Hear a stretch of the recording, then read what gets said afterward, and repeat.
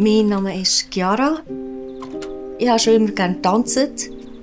Vor allem Salsa, Rock'n'Roll, Cha-Cha-Cha und Tango hat mir auch sehr gefallen.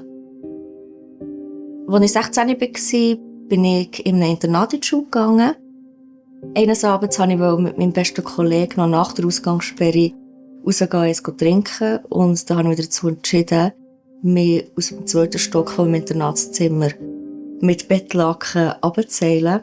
Das ist leider nicht so gut gekommen. Und ich bin auf einer Steinstege aufgeprallt. Meine Kopfverletzung ist zum Glück wieder voll verheilt, aber meine Wirbelsäule nicht.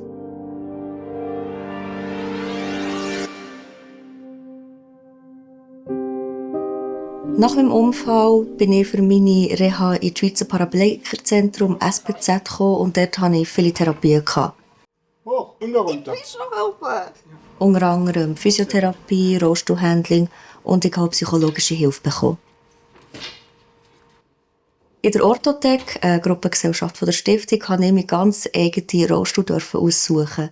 Mir war dabei auch wichtig, dass er wirklich auch cool aussieht und wirklich auch meiner Persönlichkeit entspricht. Und das haben sie sehr gut umgesetzt.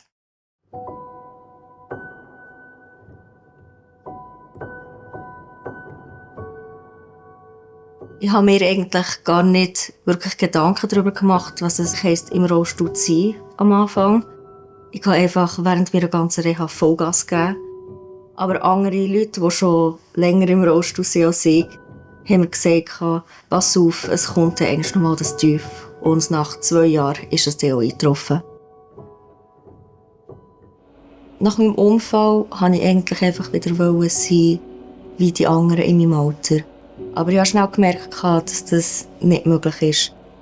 Das habe ich zum Beispiel gemerkt bei der Wohnabklärung, wo man schauen musste, dass meine Wohnung so angepasst wird, dass ich mich frei bewegen kann.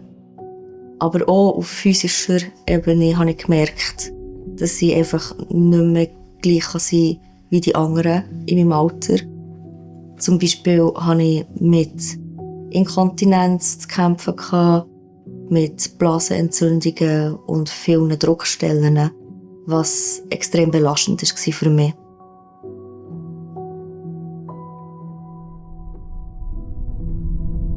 Ich bin Paraplegikerin, das heisst, ich bin ab dem Wirbel TH10 gelähmt. Meine Blase ist davon betroffen, ich spüre meine Beine nicht und ich kann so nicht mehr bewegen. Und ich habe oft Muskelkrämpfe. Ja, ich weiss nicht, was heute mit ihm los ist.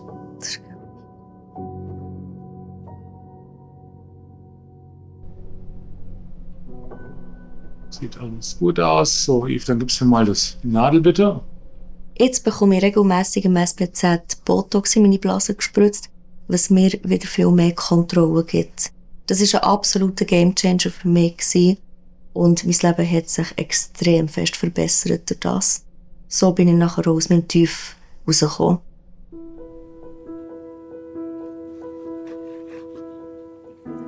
Ich habe mit der Zeit gemerkt, dass es meinen Freunden egal ist, ob ich jetzt laufe oder im Rollstuhl bin. Und als ich das dann wirklich auch gemerkt und gespürt habe, ist es mir auch wieder viel, viel besser gegangen.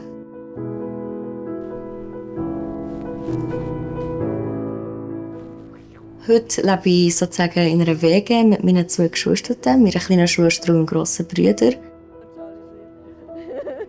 Nach dem Unfall hat sich schon einiges verändert. Chiara und Jis waren vorher schon sehr nahe, aber der Rollstuhl hat uns nochmal näher zueinander gebracht. Für mich ist der Rollstuhl unterdessen normal, aber gleich muss ich immer daran denken und schauen, wo ich ihr helfen kann. Zum Beispiel, wenn sie mal über eine Schwelle muss und ich sie lüpfen soll. Oder etwas aus einem Regal rausnehmen, wo sie nicht herkommt. Wir sind ein sehr eingespieltes Team und können ja ohne Worte miteinander kommunizieren. Die Schweizer Paraplegiker-Stiftung hat mir auf verschiedenen Wegen wieder geholfen, ins Leben zu finden. Vor allem die Parawork vom SPZ war sehr wichtig für mich. Die sind zuständig für die Eingliederung und haben mir geholfen, wieder eine Routine zu haben und haben mir schlussendlich auch näher zu meiner Ausbildung zur Primarlehrerin verholfen. Die Schweizer Paraplegiker-Stiftung sagt, dass sie einem ein ganzes Leben lang begleitet. Und das spüre ich auch ganz fest. Es ist ein sehr, sehr schöner Ort und es wirkt auch gar nicht wie ein Spital. Das Erste, was ich gefragt habe, als ich auf der Intensivstation aufgewacht bin, war, ob ich noch Kinder habe. Zum Glück ist das noch möglich. Im SPZ konnte ich mit vielen anderen Rollstuhlfahrerinnen reden, unter anderem mal mit der Jordi, die selber auch ein Kind hat.